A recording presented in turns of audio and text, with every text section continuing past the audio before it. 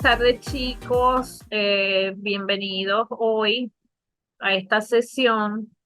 Eh, Quisiera, pues, que habláramos un poquito sobre los resultados de la evaluación que realmente no fueron tan gratificantes para mí. Pensé que a lo mejor iban a tener un mejor resultado, ¿verdad? Pero bueno, no hay nada que no se pueda superar. Eh, Richard y Eddie tuvieron más o menos los mismos aciertos. Hidrey también estuvo muy cerca y quien mejor salió en la evaluación fue Jesús. Entonces yo les voy a mostrar en la pantalla donde fueron los errores que cometieron y que ustedes puedan ver ciertamente cómo deben corregir los asientos contables. Bueno, nos vamos entonces a una de de los asientos de los registros contables cuando se envían al cobro los giros y cuando se van al descuento. ¿Ok? El primer asiento era que íbamos a enviar al descuento uno de los giros que teníamos que registrar en banco el monto que nos iba a depositar menos los gastos de intereses, íbamos a registrar en efectos por cobrar descontado el monto completo del efecto. ¿Ok?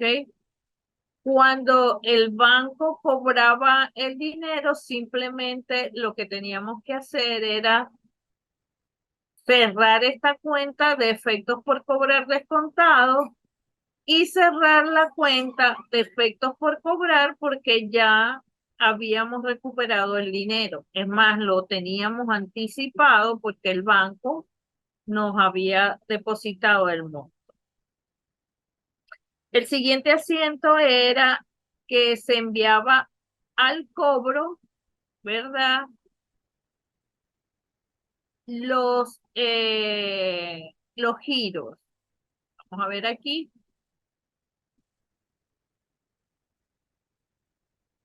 Simplemente teníamos que registrar efectos por cobrar enviados al cobro y efectos por cobrar enviados al cobro o efectos enviados al cobro per contra.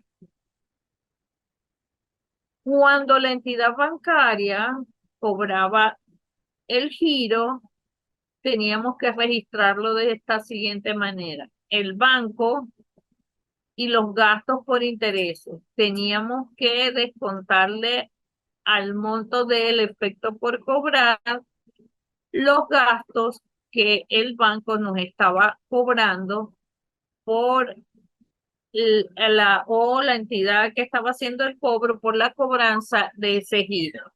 Y luego cerrábamos el efecto por cobrar y reversábamos este asiento. Efectos enviados al cobro per contra efectos enviados al cobro y ya cerrábamos nuestra operación. Eh, el otro asiento donde tuvieron algunos problemitas fue en el asiento o la determinación, ¿verdad? De eh, la, del costo de la mercancía.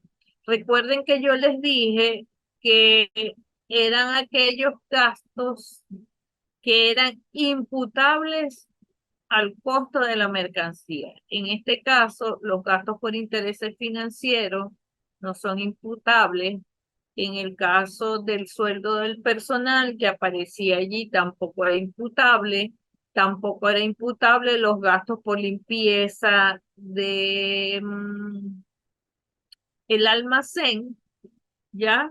Entonces, simplemente tenían que considerar la compra de la mercancía, las devoluciones, los gastos de transporte y los gastos de almacenamiento. Los demás gastos no se consideraban, por eso hubo allí algunos que no, solamente hubo uno solo que aceptó en este punto de los trabajos prácticos. Otra cosita fue la determinación, ¿verdad?, de el costo de la maquinaria. Si nos vamos entonces a lo que es el activo fijo, que también lo tienen acá, ¿verdad? Aquí cuando hablamos de reconocimiento, decimos que la propiedad, planta y equipo se debe reconocer al costo de adquisición. Hacemos la acotación de que cuando la entidad recurre a un préstamo para adquirir ese activo, los costos que son atribuibles a la construcción o producción del activo tienen que ser capitalizados, es decir, tienen que sumarse al monto de la adquisición. También por acá decíamos, por eso que es importante leer muy bien el material para que esté entendido. Recuerden utilizar los medios de comunicación, tenemos un chat donde podemos preguntar y estar pendientes de cualquier duda que tengamos al momento de leer el material, porque es la oportunidad de que yo pueda apoyarlo. De lo contrario, voy a asumir de que reconocen todo lo que hay. Entonces, en la medición, todo elemento de propiedad, planta y equipo que cumple con las condiciones para ser reconocido como activo se va a valorar al costo. Y también se puede contener los gastos de aranceles de importación y los impuestos indirectos que no son recuperables. Y todos los costos que estén relacionados con la ubicación del activo en el lugar y las condiciones necesarias para que puedan operar de forma prevista por la gerencia. Es decir, que los gastos de importación que estaban presentando allí se lo tenían que sumar al valor de la maquinaria, que era de 300.000 bolívares, más los gastos de importación, más los gastos de transporte, porque si no se traslada la maquinaria hacia la entidad donde se va a poner en funcionamiento, ¿verdad? Ese activo no va a ser útil o no va a incorporarse en la producción de la empresa para generar dinero o para generar ingresos. Todos esos costos entonces tenían que ser atribuibles al activo. Teníamos que sumar eso y eso nos daba 370.000 bolívares el valor o el costo de adquisición de la maquinaria. Y les pedía también que calcularan el, la depreciación, disculpen, de ese activo y que ese valor era por líneas rectas. No consideré, ¿verdad? Para no ponerle mal todo el ejercicio, que no tomaran los 370 como costo, sino que tomaron 300.000 menos el valor residual bajo la vida probable, le daba el valor de la depreciación anualmente. Aquí eran 370 menos 30 entre 5 años. Más sin embargo, consideré que habían tomado 300.000. El asiento contable, que también lo tenían que hacer, era gasto de la depreciación contra la depreciación acumulada, nunca contra el activo, nunca contra propiedad, planta y equipo, ¿ok? Entonces, para que lo consideren y revisen en qué, dónde están sus errores en el examen. Más sin embargo, yo se los voy a hacer llegar perdón, en el informe del trabajo práctico. Sin embargo, yo se los voy a hacer llegar por correo para que ustedes tengan allí todo lo que allí se reflejó. Otra cosita que no, que allí sí todos acertaron un tanto, hice algunas correcciones por la clasificación de la cuenta. Muy buenos los trabajos, más sin embargo, recuerden que en los grupos siempre es el grupo inicial de la cuenta, que son activos, pasivos, patrimonio, ingresos, costos, gastos y las cuentas de orden en el caso de que eh, las hubiera. Los subgrupos es cuando hablamos, por ejemplo, de activos corrientes, de activos no corrientes, de pasivos corrientes, de pasivos no corrientes. Y las cuentas es cuando hablamos de efectivo y equivalente de efectivo, de cuentas por cobrar, en el caso de los activos corrientes, de las cuentas por cobrar, de las inversiones, de los inventarios, de otros activos financieros, ¿ok? Y la subcuenta es cuando hablamos de caja principal, caja chica, como la quieran llamar, y las cuentas de banco, ¿ok? Y los auxiliares, en el caso de las cuentas por cobrar, por ejemplo, y eso no eran, pues no se consideraba para su actividad. Los auxiliares son, en el caso de las cuentas por cobrar, cuando reflejamos las cuentas por cobrar por cliente.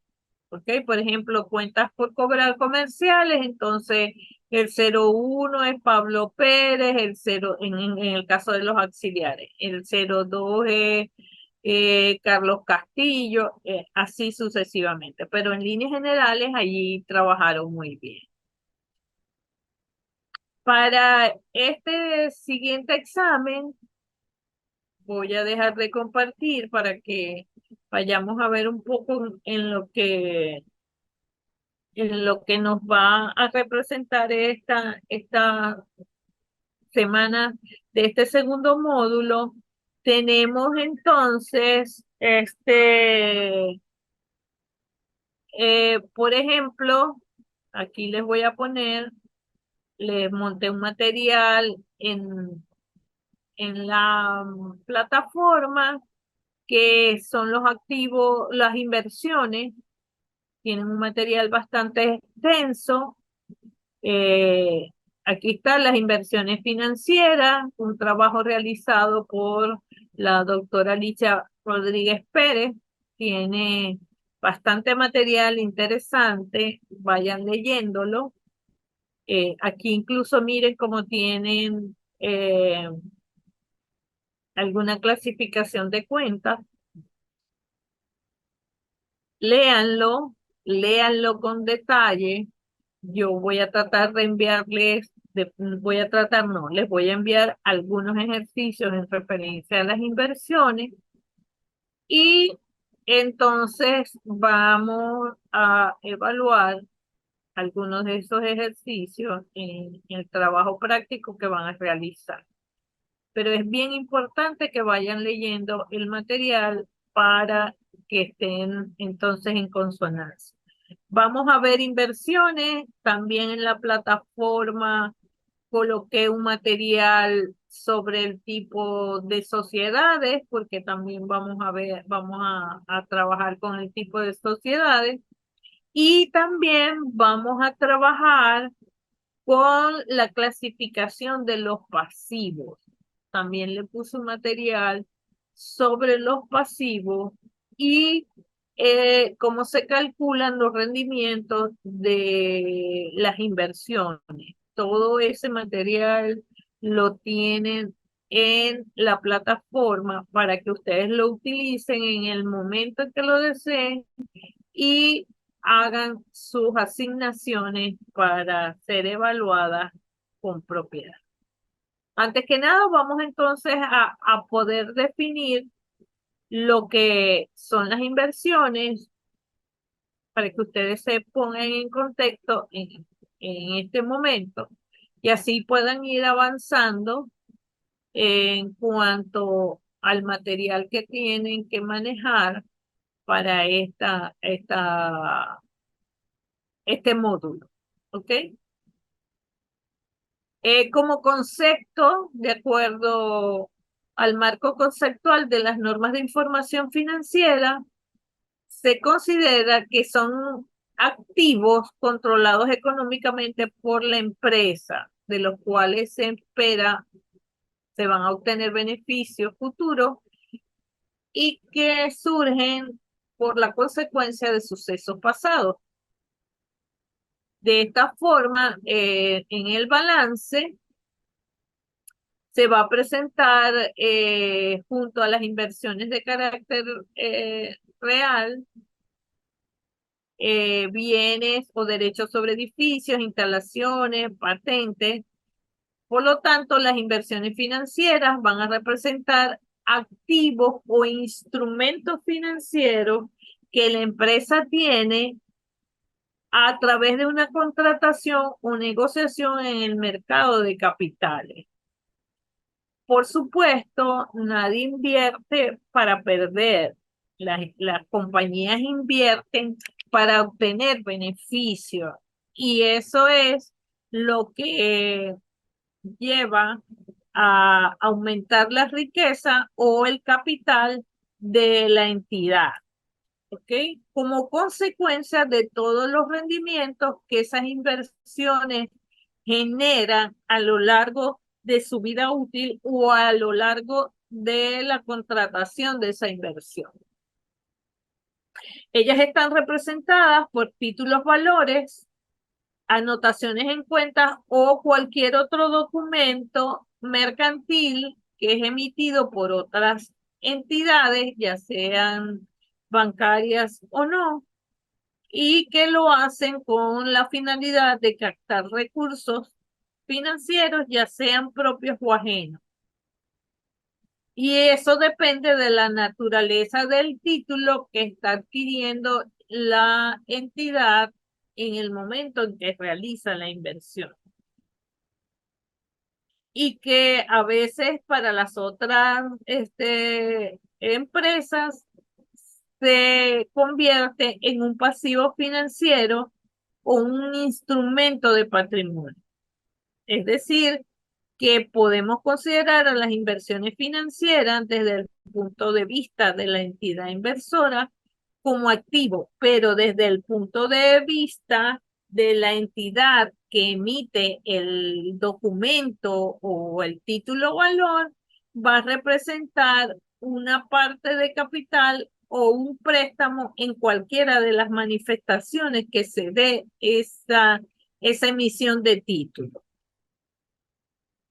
Esto está en consonancia con la NIC 32, que define un instrumento financiero como un contrato que da lugar a un activo financiero en una empresa y que a su vez se convierte en un pasivo financiero o un instrumento de patrimonio en otra empresa.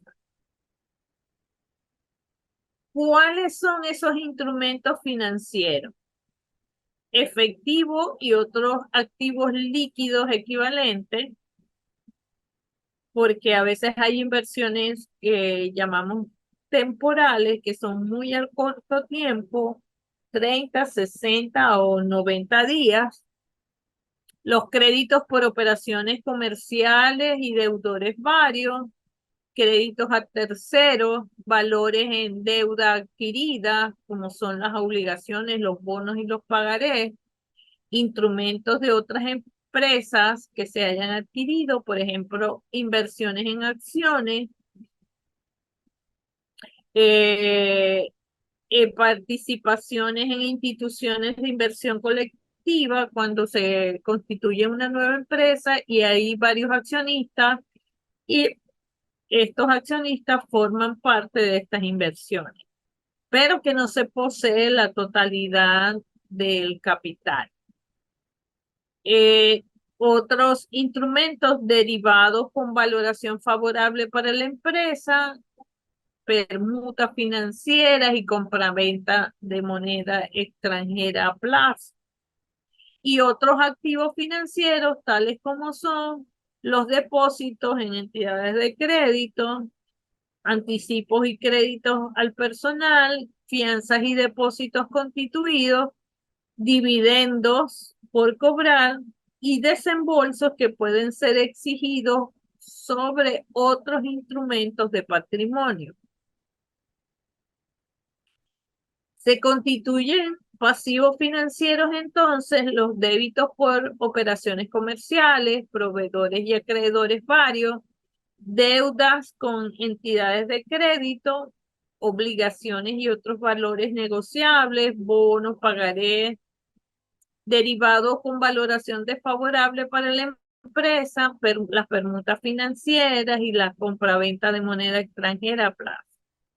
Deudas con características especiales y otros pasivos financieros, que son deudas con terceros, tales como préstamos y créditos financieros, que recibidos de personas o empresas que no son entidades de crédito, en este caso no son entidades financieras como los bancos, y aquellos que surgen en la compra de activos no corrientes, fianzas y depósitos recibidos y desembolsos exigidos por terceros sobre participación.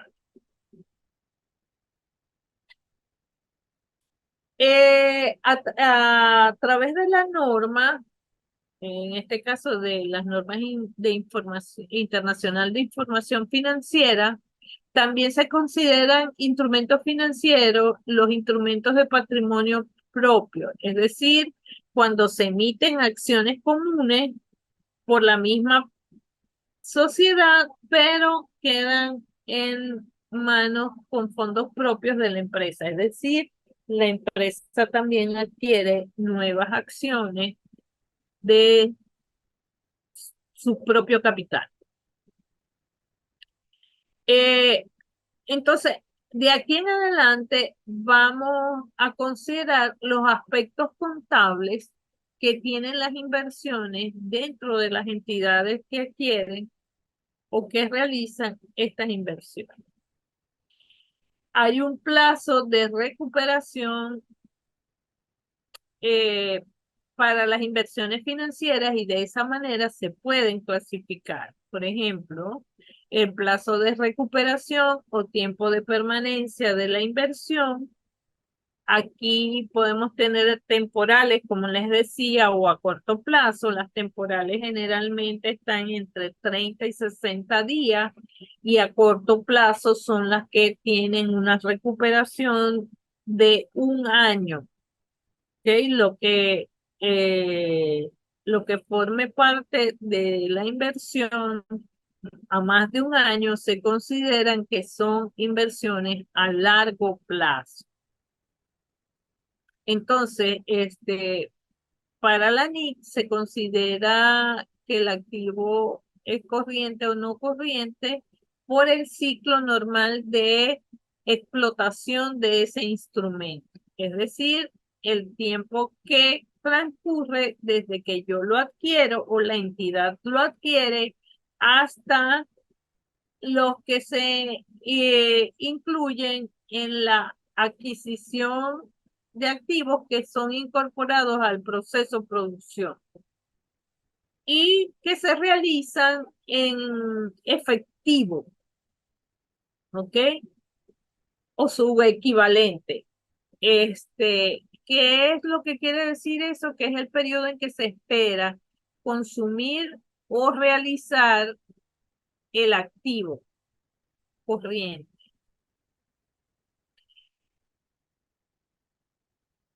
Aquí vamos a hablar de inversiones corrientes, aquellas que tienen un plazo máximo de un año, como le expliqué antes. Hay inversiones a 30, 60, 90 y 120 días. Entonces, aquí consideramos que ese periodo es menor a un año. Y eso se cuenta a partir del inicio y el cierre del ejercicio. ¿Qué quiero decir con esto? Que si yo compro una inversión en, en septiembre, pero mi cierre es en diciembre, voy a asumir entonces el corto plazo hasta el próximo año, si es a más de un año la inversión, desde septiembre hasta septiembre del siguiente año, como una inversión a corto plazo. Entonces, ¿cómo podemos clasificar estos activos financieros? Como inversiones de rentabilidad, con inversiones de control o como inversiones de negociación. ¿Qué quiere decir esto?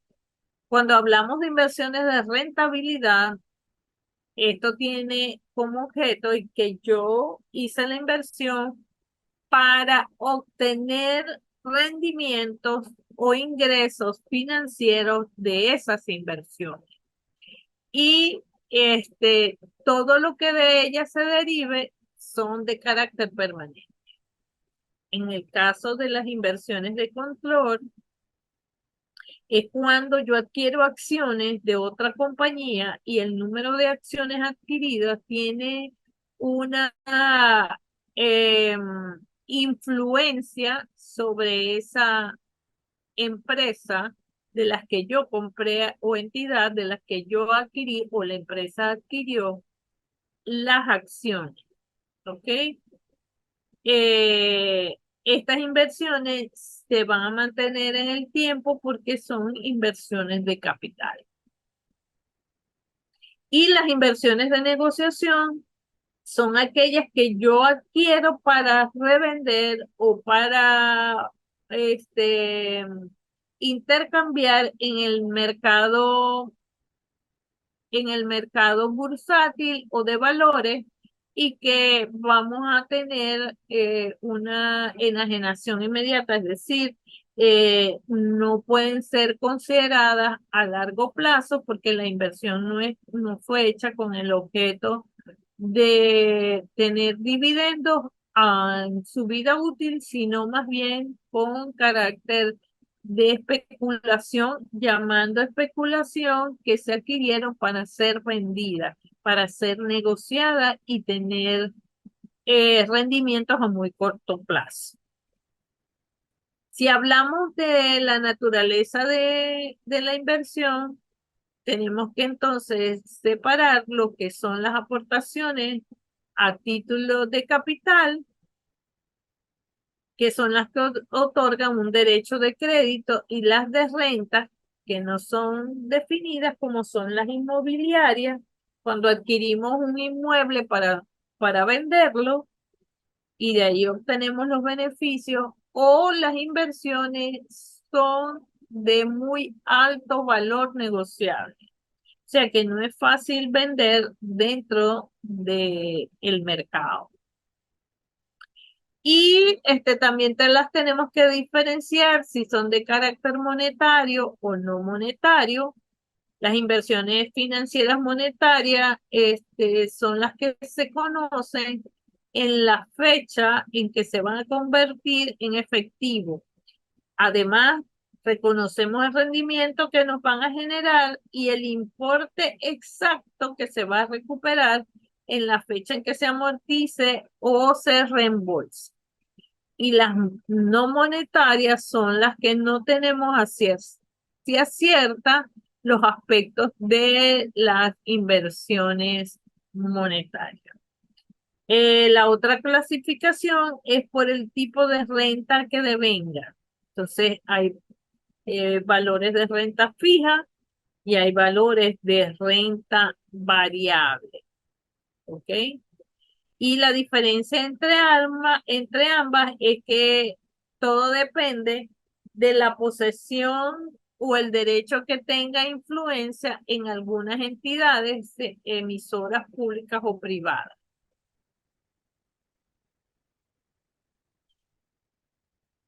Aquí hay otra serie de clasificaciones que pudiéramos también considerar, como son los préstamos y partidas por cobrar, las inversiones que se mantienen hasta su vencimiento, los activos financieros mantenidos para negociar y otros activos financieros a valor razonable con cambios en la cuenta de pérdida y ganancia o resultados. Las inversiones en el patrimonio de empresas del grupo, multigrupo y asociadas. Los activos financieros disponibles para la venta, estas son las que son de carácter especulativo. Y todo depende del análisis de la problemática contable que ella genere. ¿Ok? Así va a ser su registro.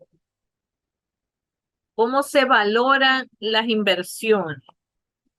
Este tipo de activos pueden hacerse mediante varios criterios dependiendo de las políticas que establezca la entidad. Por ejemplo, lo hacemos al inicio a costo histórico, es decir, al valor que tenían esas inversiones en el momento que se adquirieron, a valor de mercado, a valor neto realizable o a valor actual. Si se contabiliza a costo histórico, eh, este criterio está muy afectado por el principio de prudencia, porque ustedes saben que en el mercado de valores es muy volátil la inversión. Entonces, para mantener un valor aceptable y no generar utilidades o pérdidas no devengadas, entonces es preferible en algunos casos registrar al costo en que se adquirió la inversión. Pero ¿qué puede suceder?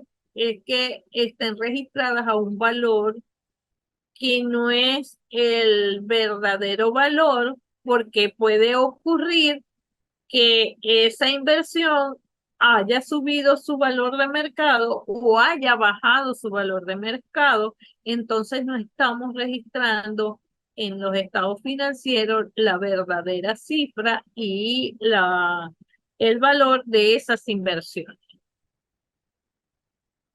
Cuando se valora por mercado, eh, ya hay mucha gente que está apegándose a las normas de información internacionales de información financiera y toma como criterio este tipo de valoración. Es decir, reconoce no solo el menor valor, sino que también reconoce el mayor valor que se genere en el momento en que se valorizan las inversiones a precio de mercado. ¿Ok? ¿Cuál es la ventaja de esta valoración? Que si se producen cambios de valor en los activos, se va a reflejar en ganancias y pérdidas el verdadero valor de estos activos. ¿Ok? Además de esto, la información que se suministra está más apegada a la realidad y siempre va a estar registrada de acuerdo al valor que se haya experimentado a lo largo de la vida útil de esa inversión. Esto se puede hacer siempre y cuando haya un mercado organizado, ágil y profundo. Es decir, que haya una rápida negociación de los activos y que esa negociación esté asegurada bajo un mercado seguro y confiable y que es un valor verificable cuyo conocimiento nos va a impactar en los estados financieros de la empresa. Mucha gente trata de no hacerlo, sino de hacerlo al valor razonable. ¿Y qué es lo que llamamos el valor razonable? Es el valor en que lo podemos vender dentro de un mercado bursátil, ¿ok?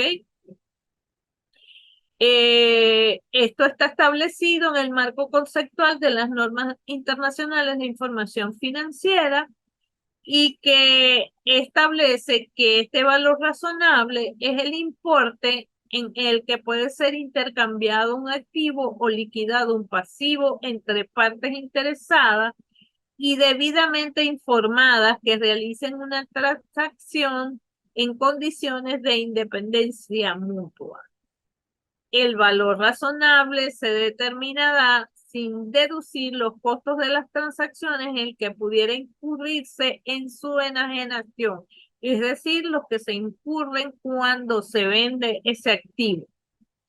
Y no tendrá en ningún caso el carácter de valor razonable el que sea el resultado de una transacción forzada, urgente o como consecuencia de una situación involuntaria. ¿Cuáles son los aspectos que se consideran para el cálculo de valor razonable? Los bienes y servicios de intercambio o negociación tienen que ser homogéneos. Es decir, yo doy un valor por una cantidad monetaria y el valor tiene que ser los mismos. Tienen que tener el mismo valor.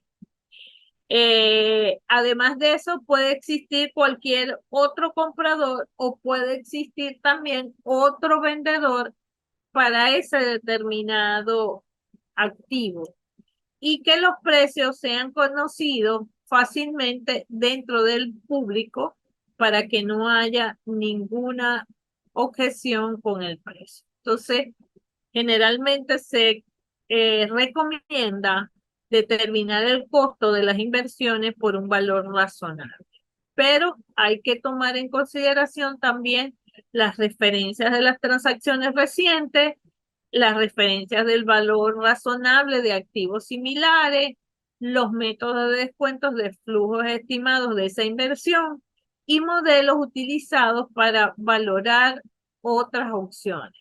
Entonces, estos son los montos en que se consideran, deban registrarse las inversiones. Como ya nos queda menos de un minuto, por favor, les pido, lean perfectamente el material y cualquier duda me lo hagan saber a través de los medios que tiene el aula virtual para comunicar. Buenas tardes y que sea de su provecho.